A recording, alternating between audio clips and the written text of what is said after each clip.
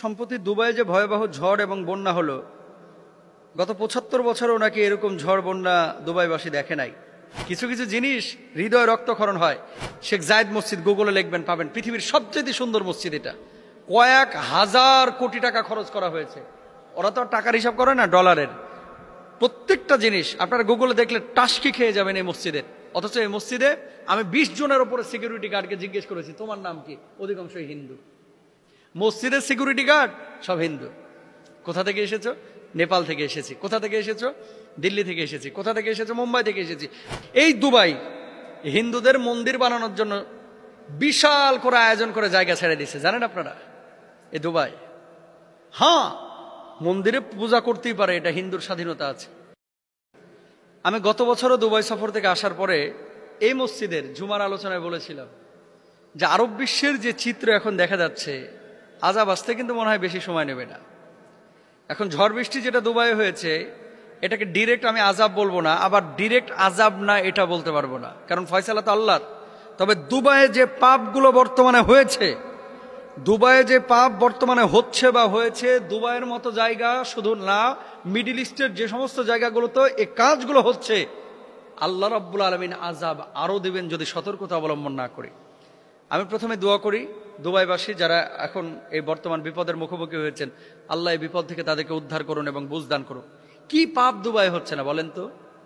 আমাদের বাংলাদেশে আলহামদুলিল্লাহ আলহামদুলিল্লাহ শত শত গুণ পাপ কম হয় এই দুবাইয়ের চাইতে।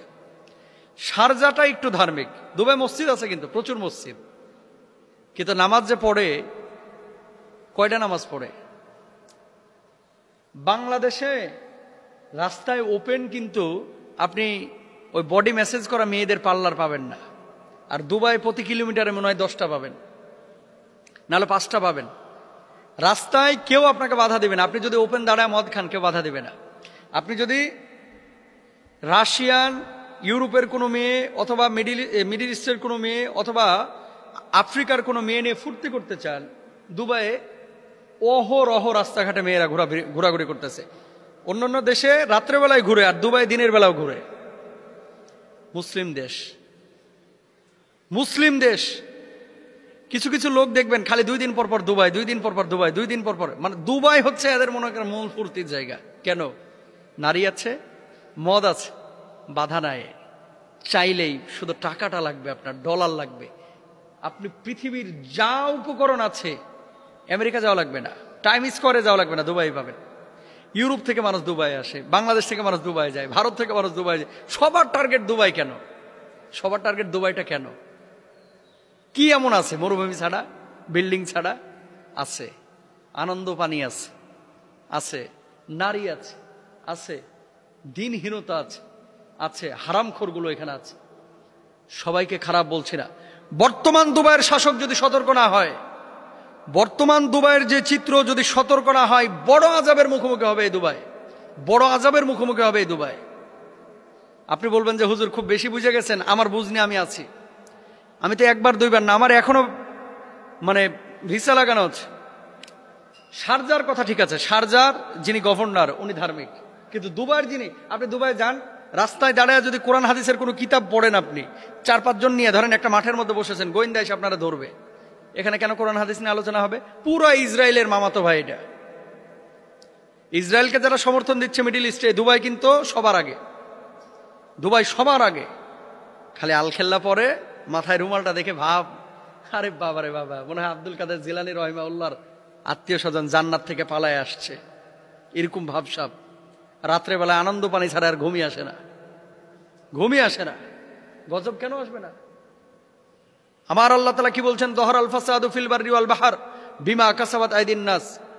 দেখেন, আমি রাষ্ট্র দুবাইকে কিন্তু খারাপ বলতেছি না, আমি আমাদের মানুষের কৃত কাজ কর্মগুলোকে খারাপ বলতেছি।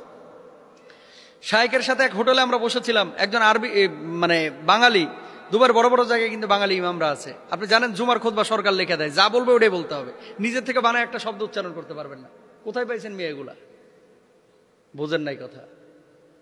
একমাত্র দেশে দুবাই যেখানে জুমার খুতবায় ইসরায়েলের বিপক্ষে কোনো আলোচনা করা নিষেধ। জানেন আপনারা এগুলা?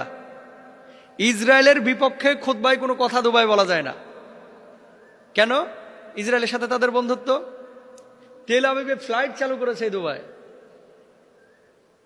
দেশ দুবাইকে দোষ দিচ্ছে না। আমি বলতে চাচ্ছি আমাদের টার্গেট কি ছিল, আমরা কোথায় যাচ্ছি, কেন আমরা এমনটা করতেছি? আজকে বন্যা হয়েছে, ঝড় হয়েছে, একটাবার চিন্তা করেন তো, আল্লাহ যদি বড় ভূমিকম্প দিয়ে ৭৫ বছরেও মানুষের, দুবাই তো ড্রেনেজ ব্যবস্থা নাই, এটা আপনারা হয়তো অনেকেই জানেন। কেন? এখানে বৃষ্টি হয় না। আরব বিশ্বের মানুষের বৃষ্টি যদি একটু দেখেছে তাহলে এরা নাচানাচি শুরু করে ঘরের মধ্যে। কেন? বৃষ্টি দেখে না তো, মরুভূমির মধ্যে বৃষ্টি পাবে কোথায়? সেখানে এরকম ঝড়, সাইক্লোন এবং জলোচ্ছ্বাস, এরকম পানি, ড্রেনেজ ব্যবস্থা নাই, ডুবে গেছে। একটাবার কল্পনা করেন, যে আল্লাহ মরুভূমির মধ্যে এত বৃষ্টি দিতে পারে, সে আল্লাহ বড় সড় ভূমিকম্প দিলে বুর্জ খলিফার অবস্থাটা কি হবে? কল্পনা করতে পারেন? আল্লাহ না করুক, যদি বড় ভূমিকম্প হয়, এই দুবাইয়ের বুকেই কয়েক লাখ মানুষ মুহূর্তের মধ্যে মারা যাবে। ঢাকা সিটি যেরকম গ্যাদারিং, প্রচুর মানুষ বসবাস করে, দুবাই এত মানুষ বসবাস করে না, কিন্তু যে বিল্ডিংগুলো, ইন্টারন্যাশনাল কমার্শিয়াল স্পেস কিন্তু হচ্ছে এই দুবাই। সুতরাং আমরা ছোটখাটো মানুষ, আমাদের কথাগুলো মানুষ কে আমলে নেবে? কেউ নেবে না। আল্লাহ তাআলা বলেছেন, দহরাল ফাসাদু ফিল বাররি ওয়াল বাহরি বিমা কাসাবাত আইদিন নাস।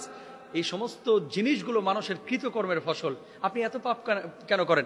এই দুবাই হিন্দুদের মন্দির বানানোর জন্য বিশাল করে আয়োজন করে জায়গা ছেড়ে দিয়েছে, জানেন আপনারা? এই দুবাই, হ্যাঁ, মন্দিরে পূজা করতেই পারে, এটা হিন্দুর স্বাধীনতা আছে, কিন্তু আপনি ঘটা করে নিজের স্বার্থ হাসিলের জন্য এত বিশাল আকারের।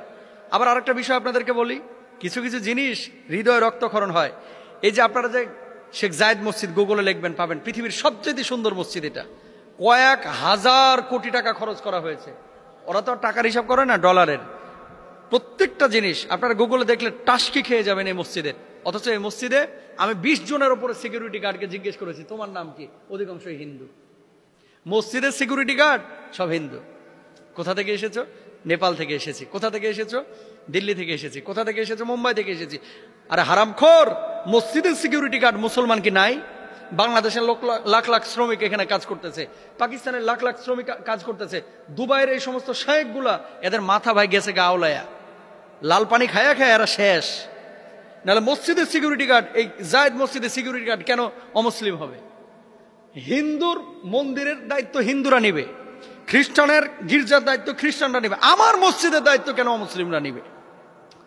প্রশ্ন জাগে না? এদেরকে কোনো কথা বলতে পারবেন না। টাকা টাকা টাকা, পাওয়ার, দুনিয়া দুনিয়া দুনিয়া, সব বুঝে তারা। আহা, একজন খতিব আফসোস করে বলেছিল, হুজুর আপনারা তো জুমার বয়ানে যে সমস্ত কথাগুলো বলেন, ওপেন বলেন। আহা, আমরা পারি না হুজুর। একটা শব্দ যদি জুমার খুতবায় নিজের থেকে বলি, সরকারের পুলিশ এসে তলব করে, কয় চল থানায় চল, কি লেগে এটা বলছস। বড় আফসোস মুসলিম বিশ্বের জন্য। সতর্ক না হলে বড় ভয়াবহ বিপদ সামনে। আল্লাহ আমার সমস্ত এই আরব শেখদেরকে বুঝার তৌফিক দান করুক এবং পাপ থেকে আমাদেরকে বেঁচে থাকার তৌফিক দান করুক। আল্লাহ আজাব দিচ্ছে না গজব দিচ্ছে, পরীক্ষা নিচ্ছে, আল্লাহ জানে। তবে পাপ বেড়েছে দুবাইয়ে, এটা সত্য। আল্লাহ এদেরকে হেদায়েত দান করুক।